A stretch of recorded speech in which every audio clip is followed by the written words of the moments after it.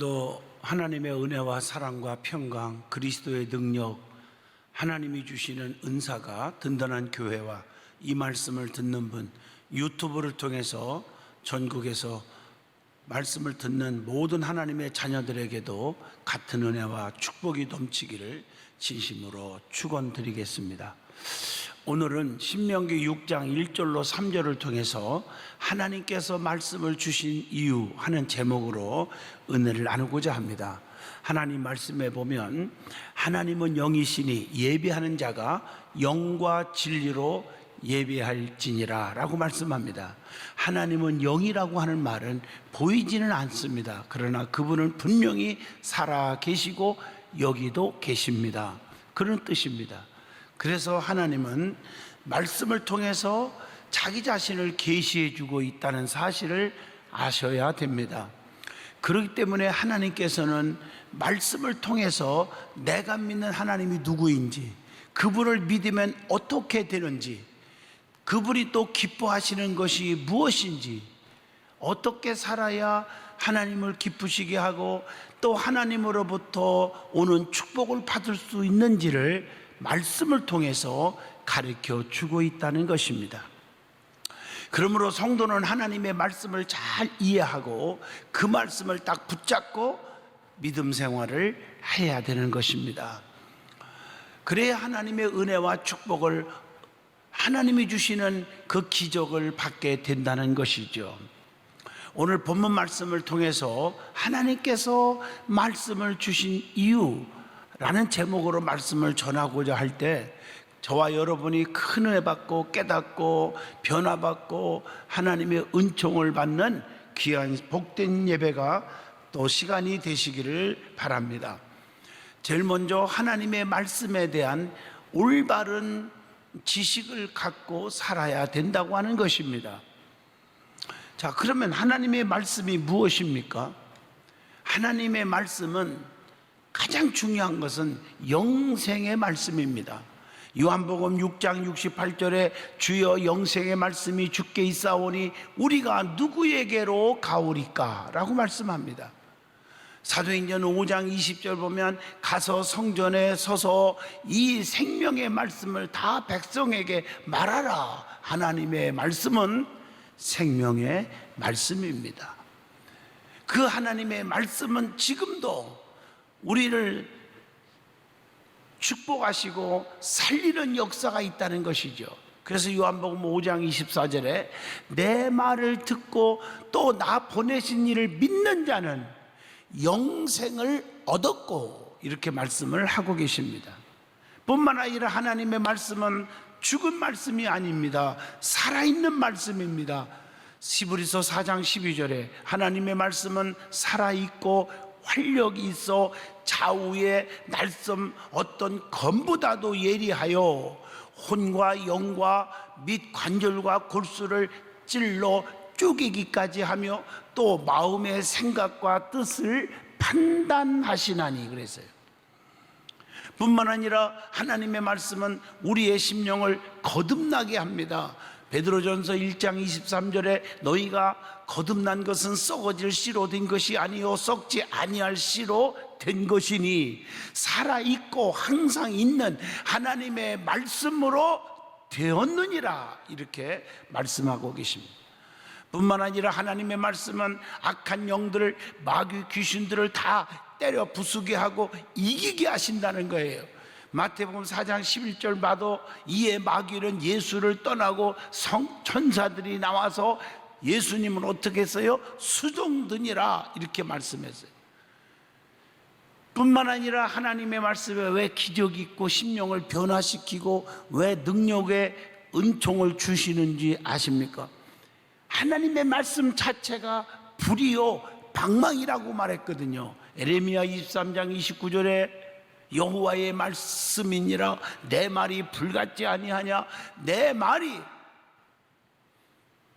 바위를 쳐서 부스러뜨리는 방망이 같지 아니하냐, 나 여호와의 말이니라 말씀하고 계십니다. 자, 그 다음에 하나님의 말씀은 어떤 말씀이 있을까? 성경을 잘 살펴보시면 지정의가 있습니다. 여러분, 이 지정의라는 말은 참 가슴에 새겨야 될 단어입니다. 교회도요, 지적 작용, 정적 작용, 의지적 작용이 있어야 교회가 정상적인 교회가 됩니다. 지적 작용은 교회가 말씀 운동이 살아 있어야 되고, 그 다음에 정적 작용은 항상 성령 충만, 은사 충만, 신비 체험, 기적 체험, 이것도 있어야 되고요. 세 번째, 의라는 말은 교회는 항상 전도 생활, 봉사 생활, 헌신 생활, 이 세 가지가 조화가 되어야 됩니다. 성령의 은사도 보면 지정의, 지적 은사, 지식, 지혜, 분별, 정적 은사, 방언, 예언, 통역, 의지적 은사, 믿음, 능력, 신유. 그래서 은사를 받으면 사람이 변화되고 거듭나고, 그래서 성령의 9가지 열매를 맺게 해주는 거예요. 사랑, 실학, 화평, 온유, 자비, 양선, 오래 참음, 충성, 절제. 갈라디아서 5장 22절 23절에 나오죠. 그렇기 때문에 우리가 지정의, 말씀은 지정의라는 말은 말씀대로 사는 자는 인격의 삶의 변화가 반드시 오게 되어 있다는 것입니다. 자, 그러면 하나님의 말씀을 바르게 대하는 자세가 필요합니다.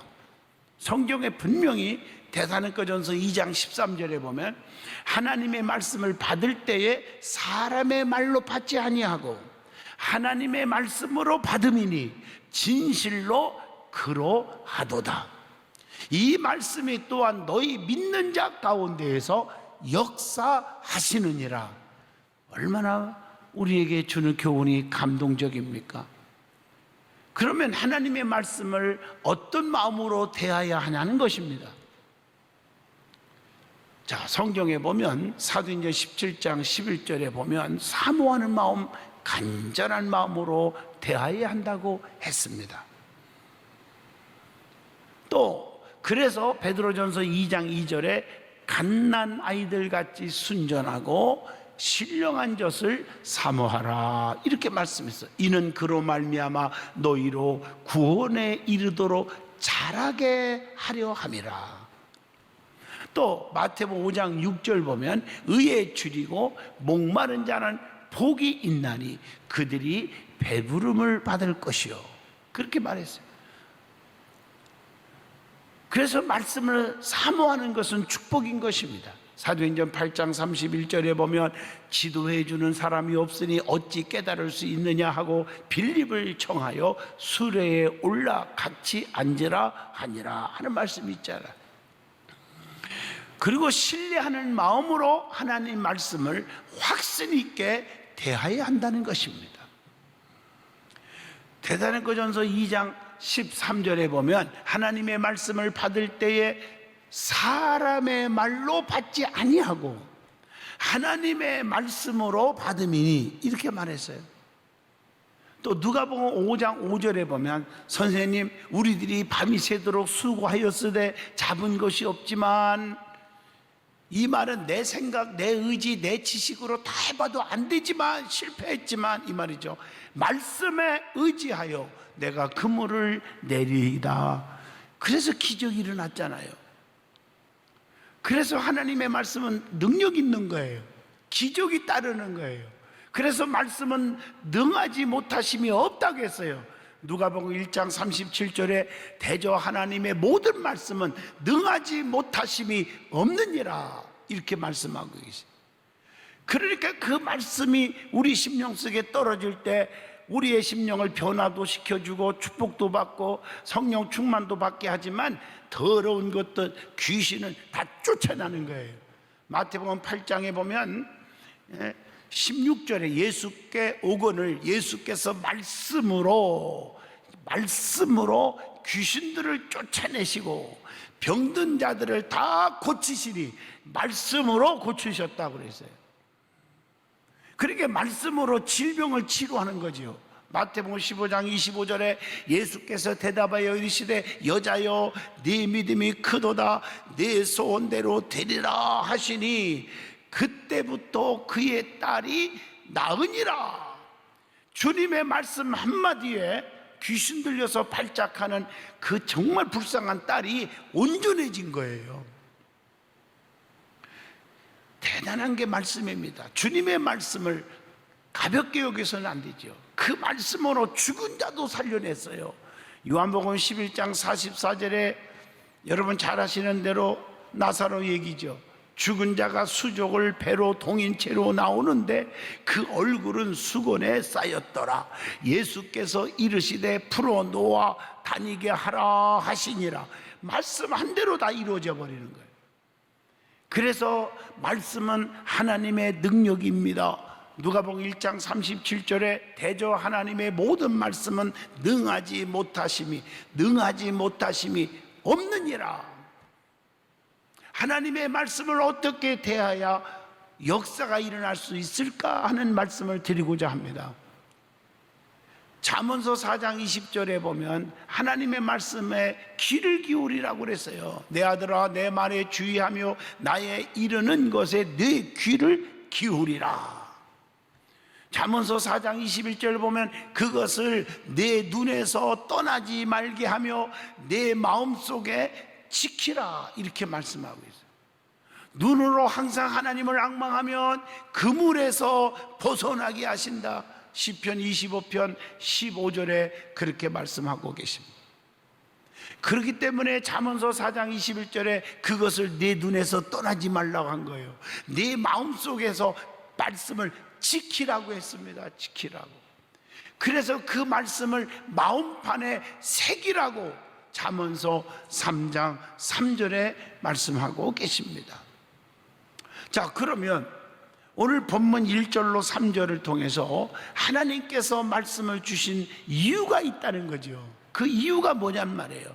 첫째, 하나님의 명령과 규례와 법도를 가르치게 하기 위해서 말씀을 주셨다는 거예요. 여러분, 십계명을 이렇게 잘 분석을 해보면 4계명과 5계명은 하라라는 계명이고요, 나머지 8가지 1, 2, 3, 6, 7, 8, 9, 10 이 계명은 하지 말라 이렇게 돼 있어요. 그러니까 하라는 건 하고 하지 말라는 건 안 하는 거, 그게 계명을 지키는 거고, 그 계명을 지키는 자가 나를 사랑하는 자니라. 나를 사랑하는 자는 계명을 지키는 것을 보고 알 수 있다고 그랬어요. 그러니까 축복받은 일은 하고 저주받은 일은 하지 마라. 내가 기뻐하는 일은 하고 내가 기뻐하지 않는 일은 하지 말라라고 말씀하고 있는 것입니다. 또 십계명을 잘 분석해 보면 하나님을 사랑하라, 이거 천륜계명이라고 그래요. 1계명부터 4계명. 이웃을 사랑하라, 이거 일륜계명이라고 그러죠. 5계명부터 10계명, 이렇게 둘로 나눠줄 수가 있겠죠. 어떻든 간에 하나님께서 주신 계명 10계명은 왜 주셨느냐? 성도를 이 계명을 통해서 보호하시고 인도하시고 지켜주시기 위해서 주시는 계명입니다. 여러분, 대한민국 헌법이 있습니다. 왜 법이 있습니까? 이 법 때문에 우리가 제재받고 괴롭고 힘듭니까? 이 법이 오히려 우리를 생명을 지키고 우리의 인격을 지켜주고 우리의 삶을 지켜주는 거예요. 그리고 하나님의 계명을 지켜야 돼요. 그 계명을 지키라고 우리에게 말씀으로 강조하고 있지 않습니까? 자, 두 번째, 하나님을 경외하기 위해서 말씀을 주셨다는 것입니다. 하나님을 경외하는 것은 예배의 신앙을 가리키는 것입니다. 그래서 하나님은 예배를 통해서 우리를 만나주시고 예배를 통해서 축복을 하시는 거예요. 로마서 12장 1절 보면 형제들아, 내가 하나님의 모든 자비하심으로 너희를 권하노니 너희의 몸을 하나님이 기뻐하시는 거룩한 산 제물로 드리라. 이는 너희가 드릴 영적 예배니라. 예배에는 반드시 4가지 요소가 있어야 돼요. 예배다운 예배는 하나님은 예배를 통해서 만나주시고 예배를 통해서 축복을 해주시는 것이기 때문에 말씀, 기도, 찬송, 그리고 예물입니다. 오늘 이 4가지를 하나라도 가볍게 여겨서는 안 됩니다. 신령과 진정의 예배를 드려야 돼요. 말씀 듣는 자세도 너무 중요하고 기도하는 자세, 찬송하는 자세, 또 우리가 예물 드리는 자세 다 중요합니다. 그래서 영과 진리의 예배를 드려야 한다는 거예요. 요한복음 4장 23절로 24절에 보면 아버지께서는 자기에게 이렇게 예배하는 자들을 찾으시니라. 하나님은 영이시니 예배하는 자가 영과 진리로 예배할지니라. 이렇게 말씀하고 계십니다. 그러므로 하나님께서 말씀을 주신 목적 중에 가장 중요한 것은 진정한 예배를 드리라고 하는 것입니다. 그렇기 때문에 예배가 너무 중요하죠. 예배는 하나님을 만나는 시간이거든요. 여러분, 사랑하는 사이는 어떤 걸 보고 사랑하는 사이인지를 증명하냐, 여러 가지가 있겠지만 보면 또 보고 싶고 또 보면 또 보고 싶고 계속 보고 싶은 거예요. 그게 사랑입니다. 그래서 영원히 같이 보고 살자, 그래서 결혼을 하는 거고. 왜 헤어집니까? 보면 지겹고 또 보면 더 지겹고 죽고 싶고, 그래서 헤어지는 거고. 제가 분석을 해보니까 그런 것 같더라고요. 사랑하는 성도 여러분, 우리가 하나님을 사랑한다 입술로만 하지 마시고, 사랑하는 사람은 주님을 만나고 싶어 하는 거 아니에요? 늘 자네께나 주님 생각에 꽉 있어야 되잖아요. 그게 뭐예요? 예배를 통해서 나타나는 거예요. 그래서 예배 드리는 바른 자세가 있어요. 어떻게 예배를 드려야 하느냐? 디모데전서 2장 9절 보니까요, 단정한 복장 얘기들이 나와요. 단정한 복장을. 또 예배 시간 전에 기도로 미리 준비를 해야 돼요. 요한복음 16장 24절에. 또 누가복음 10장 39절 보면 항상 앞자리를 찾아가는 거예요. 그냥 예수님 곁에 딱 붙어가지고 쏘곤쏘곤하고 말씀을 듣는 마리아의 모습을 생각해야 됩니다. 미리 준비하여 또 예물을, 준비된 예물을 정성껏 드리는 거예요. 고린도후서 9장 5절을 보니까 내가 이 형제들로 먼저 너희에게 가서 너희가 전에 약속한 연보를, 즉 헌금을 미리 준비하게 하도록 권면하는 것이 필요한 줄을 생각하였노니, 이렇게 준비하여야 참다운 연보답고 억지가 아니니라. 이렇게 기록되어 있단 말이에요. 또 예배 드리는 바른 자세, 졸지 않고 사모하며 하나님 말씀으로 아멘 하는 자세입니다. 사도행전 20장 9절 보면 유두고가 이 창에 떨어져 걸쳐 앉아서 졸고 있다가 죽었잖아요. 그러면 어떻게 경외하라고 본문에 말씀을 했습니까? 본문 2절에 나오죠. 어떻게 하라겠어요? 너와 내 아들과 내 손자들이 평생에 하나님을 경외하라고 했습니다. 오늘 이 말씀은 온 가족이 함께 하나님을 경외하고 예배를 드리라는 거예요. 가족이 함께. 사도행전 16장 31절에 주 예수를 믿으라, 그리하면 너와 내 집이 구원을 받으리라. 네가 예수를 잘 믿음으로 너의 가족 식구들도 다 믿음이 다 갖게 하고 예배 드리게 하고, 그래서 구원을 받으라, 이런 뜻입니다. 평생 동안 우리는 하나님을 경외하라고 하는 거예요. 여호수아 4장 24절의 말씀이죠.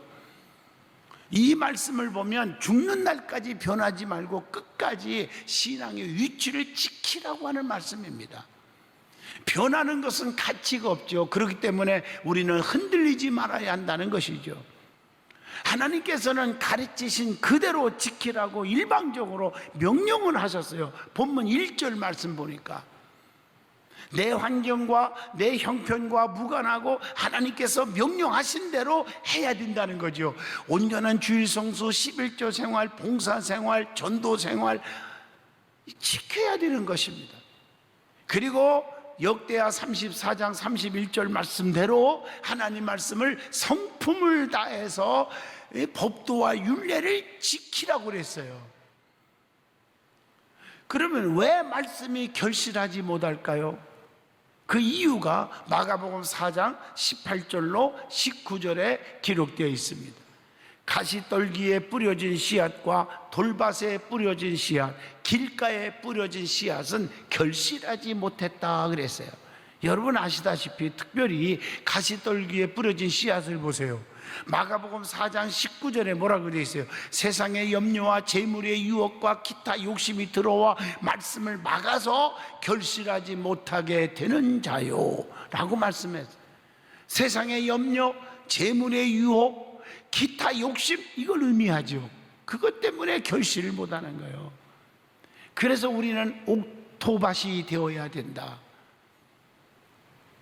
옥토밭은요, 무엇을 심어도 잘 뿌리를 내려서 자랄 수 있다는 거죠. 우리의 심령의 밭이 중요한 거예요. 여러분, 씨가 문제가 아니라 밭이 문제 아니겠습니까? 씨는 하나님의 말씀이에요. 밭은 우리의 심보요, 심령, 내 마음. 자, 네 번째, 복을 주시려고 말씀을 주셨다고 말하고 있어요. 오늘 본문 2절 말씀대로 나를 장구하게 하신다. 하나님을 사랑하고 계명을 지키는 자에게는 출애굽기 10장 6절에 뭐라 했어요? 천대까지 은혜를 베푸느니라 라고 말씀했어요. 그러나 잘못한 자에게는 출애굽기 34장 7절에 뭐라 했어요? 저주가 오는데 3, 4대까지 라는 말이 있어요. 보응이 한다. 그 다음에 오늘 3절 보면 이스라엘아 듣고 삼가 그것을 행하라. 그리하면 네가 복을 받고, 그렇게 말씀하고 있어요. 그 복은 세 가지죠. 영적인 복, 정신적인 복, 육신적인 복입니다. 그래서 말씀대로 행하면 신명기 28장 6절 내가 들어와도 복을 받고 나가도 복을 받을 것임이니라 라고 말씀하고 있어요. 오늘 본문 3절에는 뭐라고 돼 있어요? 여호와께서 내게 허락하심 같이 젖과 꿀이 흐르는 땅에서 내가 크게 번성하리라, 이렇게 말씀하고 있어요. 결론을 내리겠습니다. 하나님께서는 성도들을 너무너무 사랑하신다는 것입니다. 그래서 성도들을 보호하시고 인도하시고 지켜주신다는 것입니다. 하나님께서는 이런 복을 받게 하기 위해서 우리에게 말씀을 주신 것입니다. 그 말씀을 듣고 지켜 행하면 평생의 복을 누리고 살 것이고, 하나님이 주신다고 약속하셨습니다. 날마다 수요가 늘어나게 하는 것처럼 번성, 확장, 지경이 넓혀지는 축복을 주시는 줄로 믿습니다. 이런 복이 다 여러분에게 임하기를 축원드리겠습니다.